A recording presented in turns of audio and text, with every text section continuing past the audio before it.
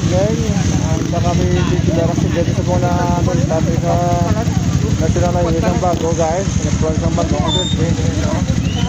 Matyaga ko isa to. Ano gito din? Ay guys, ako makita nyo sa buong kaka-bulbado. Dito ka-single ang motor guys. Hindi na namang palapit guys. Ito bawas at ito nga vlog ta guys. Guys, wala sa inyo guys. Live dito po sa National Highway ng Bago. Lagyan naman ni guys. Ito ka-single ni guys. Sa buong kuhanay guys. So, mga serious pero di guys. Makita nyo sa buong. Mga rescue sa po sa aton. Mga rescue dito sa Bago City po. May mga kapulisan na guys. Magalaw ka po guys. Ano lang guys. Bago lang guys.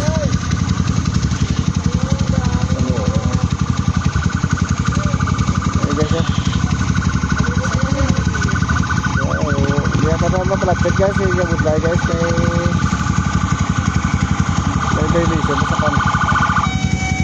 Kaya guys nga, butan niya itong mga rescue units. Saling sa Bago Police Station. Kan sa mga rescue ta guys. Ang medics ang Bago Police Station. Hindi natin ito magpalapit guys. Kaya budlay sa itong vlog ta guys. Kasi baka ma-restrict ta guys. Dahil dito sa Bago City National Highway guys.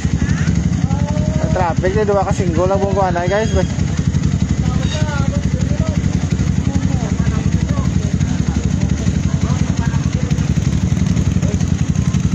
Duwa ka-single na buong kuhanay tayo. Taga-drive na na. Alagay so kung makita nyo po guys ng palayo-layo. Hindi kamay guys. Okay do. Hindi kita pwede ka palapit guys. Dua ka-single na bukuhan na guys. Kaya ito din sa buwan sa Bago City National Highway guys.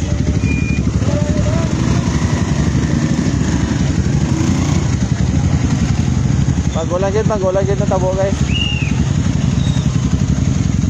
Dito sa Makulot may nalabayan. Dito sa Tubangan na antes yung masampot sa McDonald's guys. Sa Bago sa may National High School guys.